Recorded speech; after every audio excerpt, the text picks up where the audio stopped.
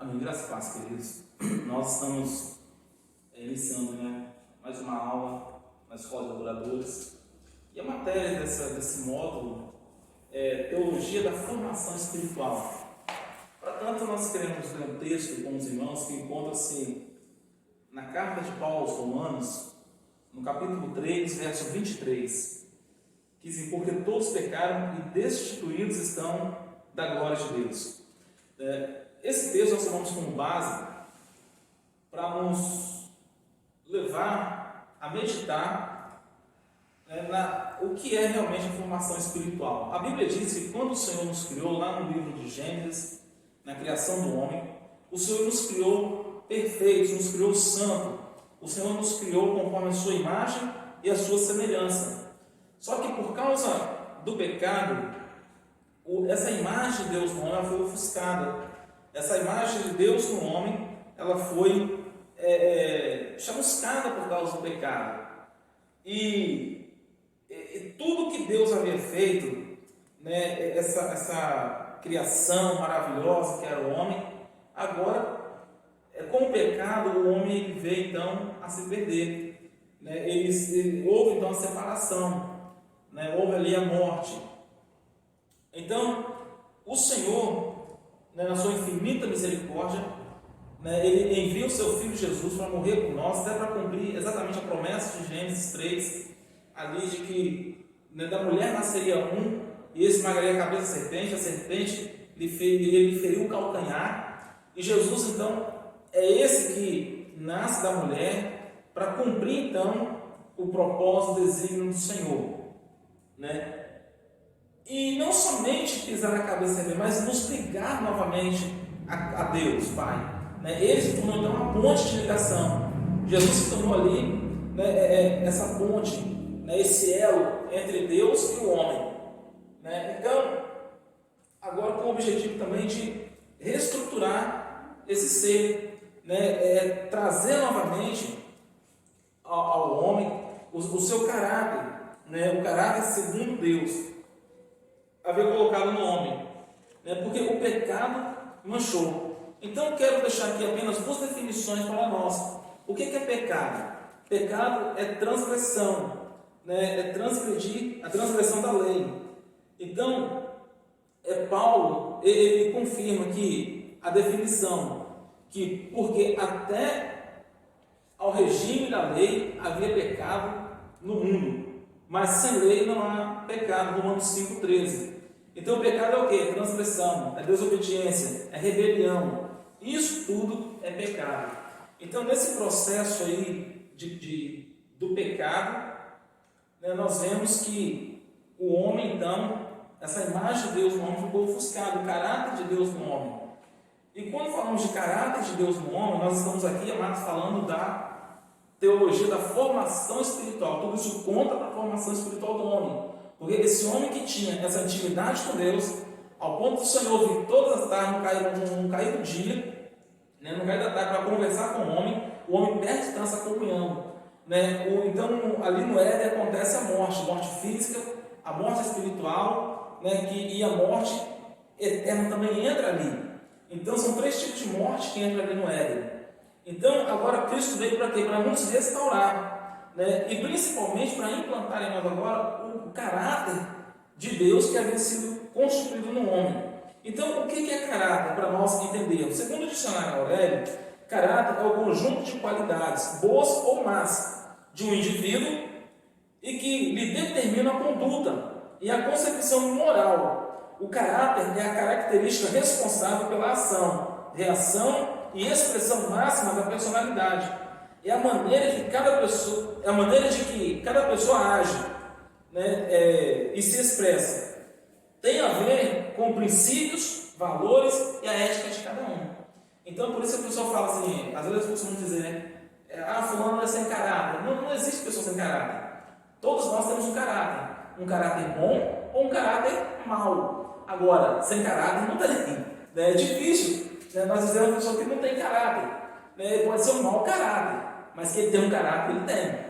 E é esse mau caráter, essa má formação em nós, que Cristo veio trabalhar, veio restituir, veio trazer novamente. né? E além do caráter, nós temos uma coisa chamada personalidade, né? A personalidade ela pode ser definida como sendo a qualidade do que é a pessoa. Então, todos nós também temos um caráter e uma personalidade. Uns têm uma personalidade mais forte, outros uma personalidade moderada, mas todos nós temos uma personalidade, né? Ou seja, é a maneira de ser, né? Aquilo que nos distingue de outra pessoa, né?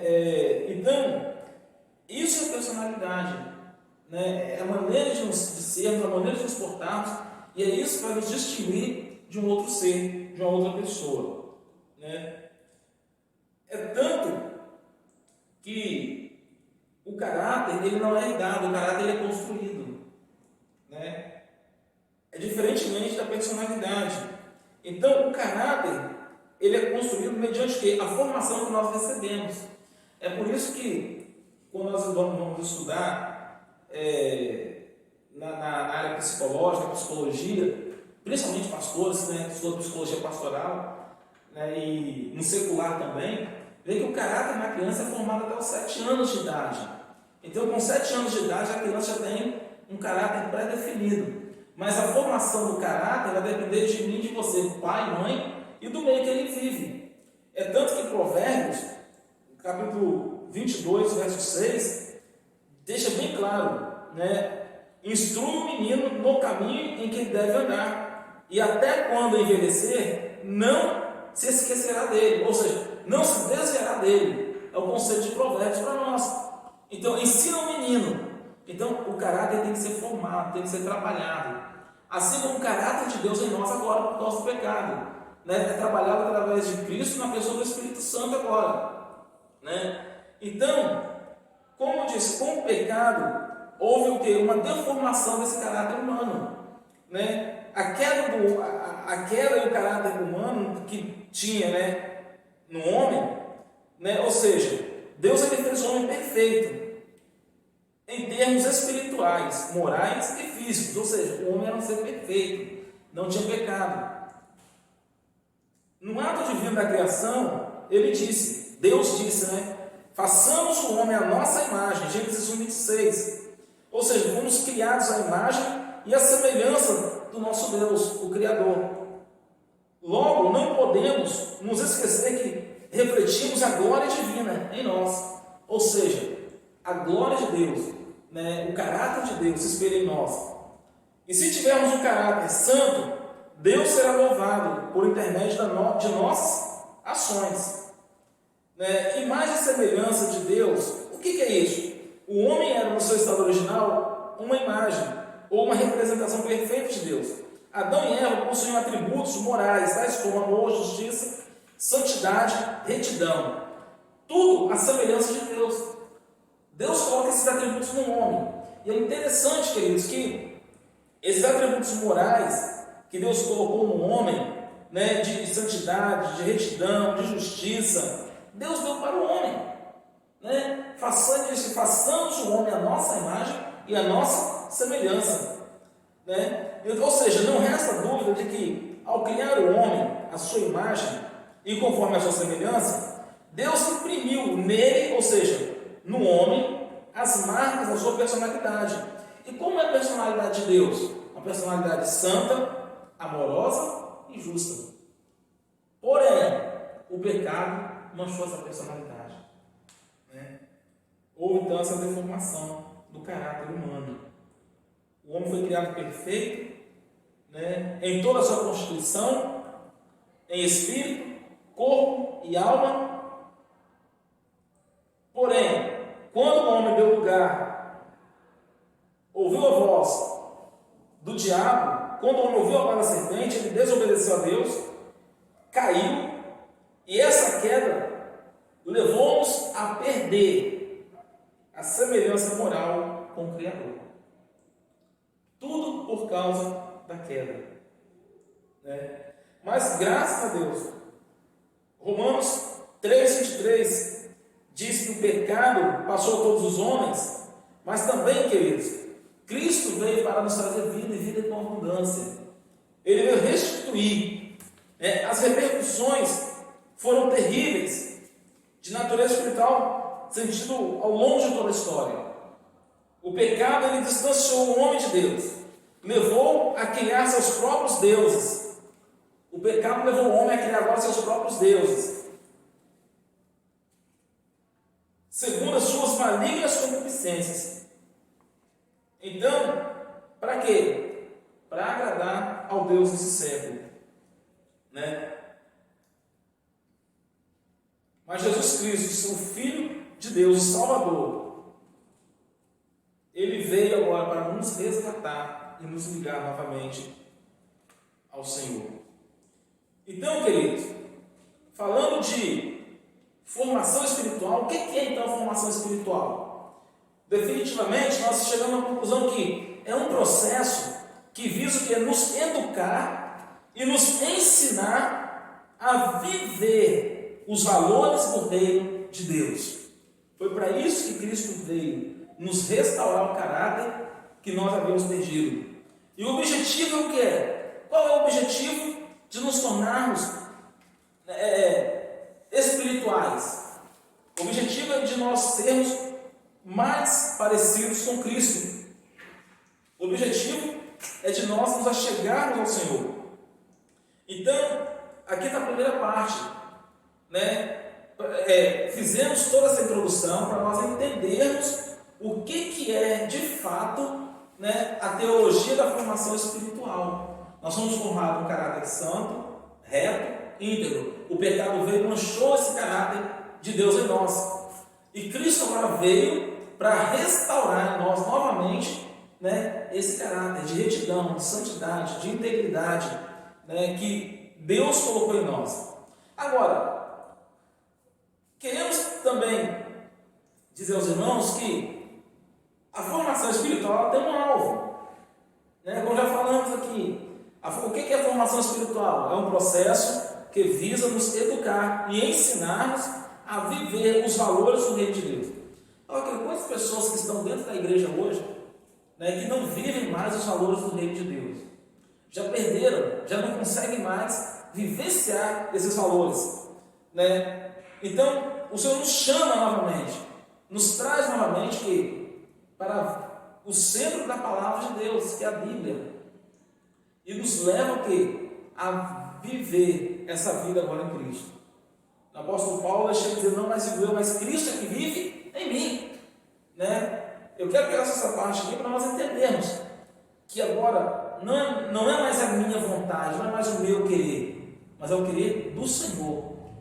E para eu voltar, para eu estar no centro da vontade de Deus, no centro da vontade de Cristo, eu preciso deixar de lado a minha vontade, preciso deixar de lado o meu querer, né? Para que o caráter de Cristo agora seja moldado em mim. Eu preciso, como na linguagem popular dizemos, preciso esvaziar de mim para ser cheio de Deus, né? Então, a formação espiritual tem um alvo. E qual é o nosso alvo? Educação bíblica. A primeira coisa, se nós queremos ter um caráter moldado, porque tem pessoas que estão na igreja, mas não deixou Cristo trabalhar no seu caráter, moldar, né, a sua vida, né, para ter esse relacionamento com o Senhor. A primeira coisa que precisamos, queridos, é ter a educação bíblica. O que é isso? Né? Através da palavra de Deus, ler, estudar, meditar. Eu só posso me tornar parecido com uma pessoa se eu conviver com ela. E como é que eu vou conviver com Cristo? Através da palavra, porque a palavra vai me direcionar, dizer quem Ele é, a forma de me portar, a forma de me conduzir, a forma de chegar diante dEle, né? Assim como os discípulos andaram, né, pessoalmente com Cristo, hoje a pessoa do Espírito Santo habita dentro de nós e nos leva agora, né, a enxergar muito além do que os olhos naturais podem ver. Então, a formação espiritual tem um alvo, né? E qual é o alvo? Educação bíblica, é estudar a palavra. E a Bíblia é que traz mudança, né? A mudança da nossa vida vem através da palavra de Deus. É a palavra de Deus que nos leva ao arrependimento. É a palavra de Deus que aponta para nós o pecado, o nosso pecado. É a palavra de Deus que nos lava também desse pecado. É a palavra de Deus que nos purifica, né? Que nos lava desse pecado aí. E quem nos purifica é o sangue de Jesus, né? Mas nós só vamos conseguir isso através da palavra de Deus, nos voltando para a palavra. Né? Essa mudança precisa estar através da palavra. E a falta de mudança, queridos, né?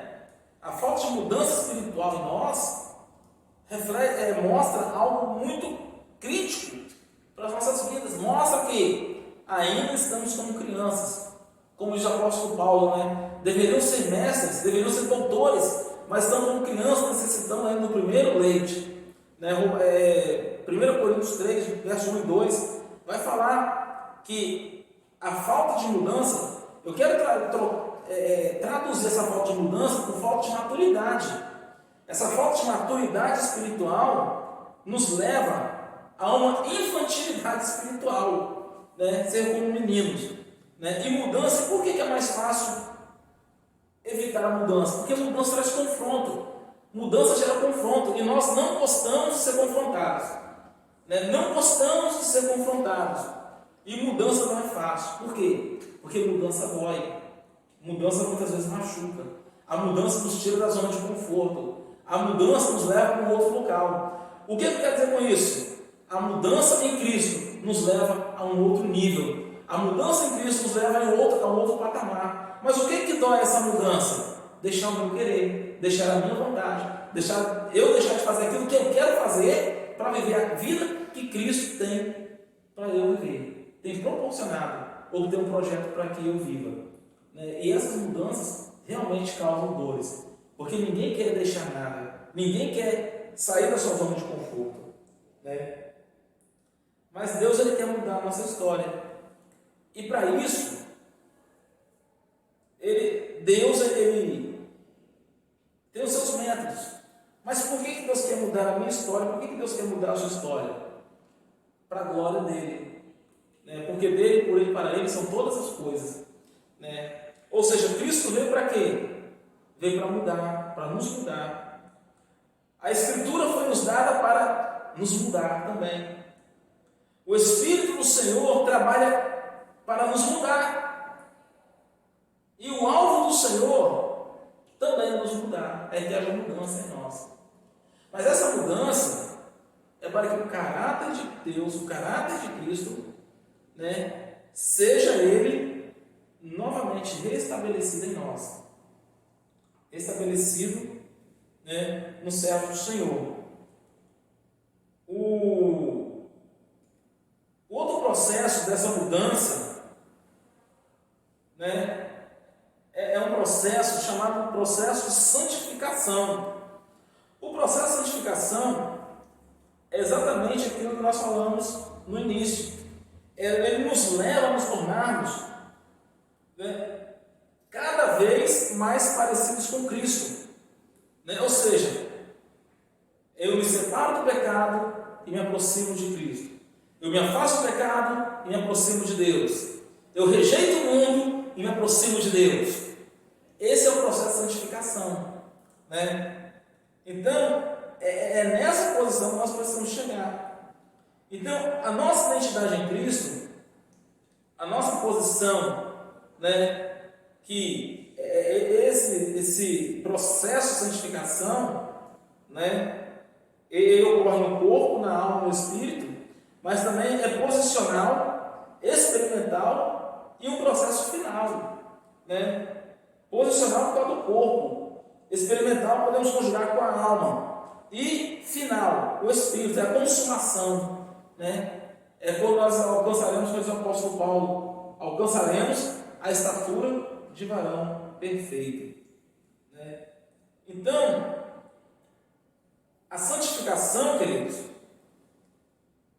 é esse processo de separação do mundo e aproximação de Deus. Eu rejeito o mundo e me aproximo de Deus. Esse é o processo. Então eu quero falar rapidamente aqui, né, desse processo, o posicional. Porque esse processo de santificação, ele atua em 3 níveis. São em 3 níveis que atua esse processo. O primeiro processo é o posicional, aonde aquele que foi regenerado e justificado é visto por Deus como totalmente santificado em Cristo. Esse é o posicional. A nossa posição agora está aqui. Somos santificados em Cristo. né? Ou seja, isso significa que ocorre uma separação instantânea e definitiva. Ou seja, eu me separo do mundo, né? Eu não quero nada com o mundo mais. Eu não tenho nada a ver com o mundo. O experimental.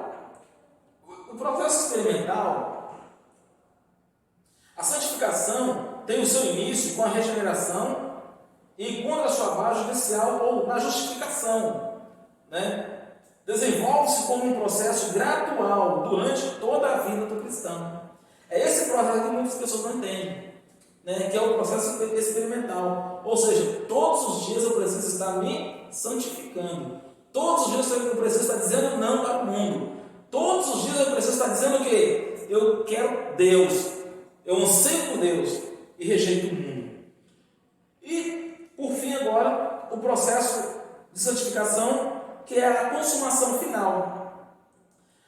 Essa consumação final está dizendo o quê? Que essa santificação só alcançará seu estado pleno e perfeito quando a velha natureza for definitivamente removida dos redimidos. Quando acontecerá isso? Acontecerá na glorificação, quando os salvos receberão os seus corpos glorificados, semelhante ao corpo de Cristo.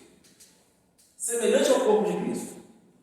Então, é esse processo que nós precisamos entender da santificação em 3 níveis: posicional, experimental e o nível final. Então, queridos, nós também precisamos entender que como é que ocorre a santificação? A santificação ela ocorre de 2 formas: a mortificação do velho homem e o revestimento do novo ser criado em Cristo agora. O velho homem e a nova criatura. Então, a mortificação do velho homem é a natureza pecaminosa. Mesmo após ter sido regenerado, a natureza pecaminosa ela não é retirada de nós. Ou seja, por isso nós temos um conflito constante dentro de nós, né? Mas através da santificação, essa velha natureza ela é subjugada e mortificada. Somente a santificação que ele pode fazer isso. Segundo, né? Como ocorre a santificação? Segundo ponto, revestimento do novo ser criado em Cristo, da nova criatura, né?